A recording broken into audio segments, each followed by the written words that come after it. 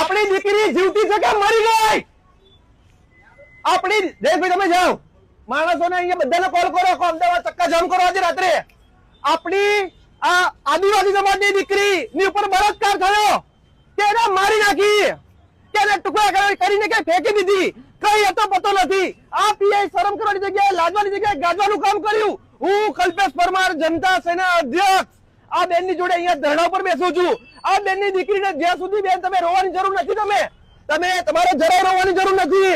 તમારી દીકરીને કઈ નહીં થાય. હું બેઠો છું, ફરિયાદ કરો, જે કરવું એ કરો. ગુજરાતના તમામ આગેવાનોને કહેવા માંગુ છું, આજે હું મરી જાઉં તો મને મંજૂર છે. આ પીઆઈ જે નાટક છે, જે તાઇફા કર્યા, સામાજિક આગેવાનોને કહે છે કે તમાશો કરે છે, તેમને કહું છું હું અહીંયા બેઠો છું. કરો, જે ફરિયાદ કરવી હોય. તમારે બેન રડવાની જરૂર નથી. ગુજરાતની દીકરી છે, ગુજરાતની દીકરીને શોધી લાવો, ને તો તમને શરમ કરો. ખુરશી ખાલી કરીને ઘેર જતા રહો. હું આ બેઠો છું, બેસો મારી જોડે, બીજું કોઈ નહીં બેસે.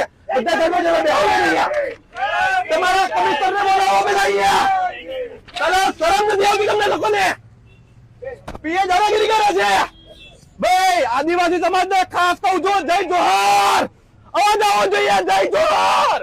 મારો અવાજ નથી નીકળતો દાદા. આદિવાસી સમાજની બેન ને ધક્કા મારીને પીઆઈ કાઢે છે.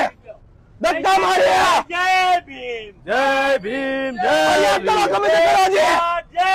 નરોડાની તમામ પબ્લિક ને મારો ફોન લાવી કરો પેલા. મારો ફોન લાવો, ફોન લાવો.